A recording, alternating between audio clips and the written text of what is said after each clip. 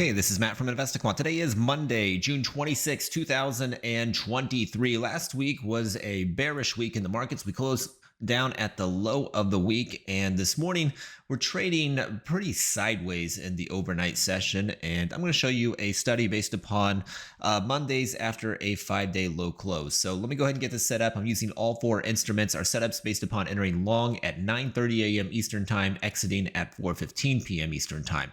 Now, currently the market is trading just a couple points lower, but this study is more interesting on the upside, and we're close enough that I have no idea if we're going to gap up or down. So I'm just going to show you the more interesting one.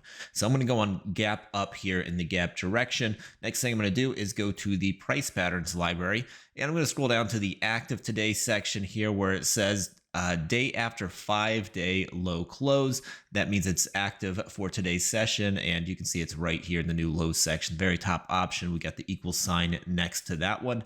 Next thing I want to do is go to the indicators library. I'm going to use a 200-day simple moving average. I've got that selected here. And then lastly, I'm going to say that today is Monday specifically. Let me go ahead and hit equals right there. That's been added. Now I can click view results.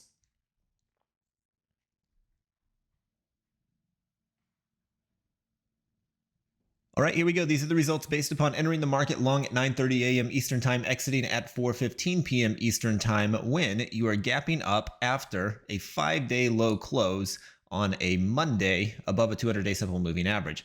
So historically, we have 97 samples here in the S&P, 92 in the NASDAQ, 93 in the Dow, 88 in the Russell. If we look at the win rates on them, S&P coming in strong here, 65% of these closing above the opening print for the day. For the NASDAQ, that's 58%. For the Dow, 62%. For the Russell, 60%. If we look at the average moves, S&P has a little bit larger average move to the upside compared to its move to the downside. And that's the case for all four of these instruments. All of them have average wins that are a little bit larger than the average loss. So historically speaking, the bigger moves have been slightly favored on the upside. Win rates on these have all been a little bit favored, with S&P being 65%. And again, keep in mind, this is for a gap up, so it would need to open above Friday's closing price for that to be true.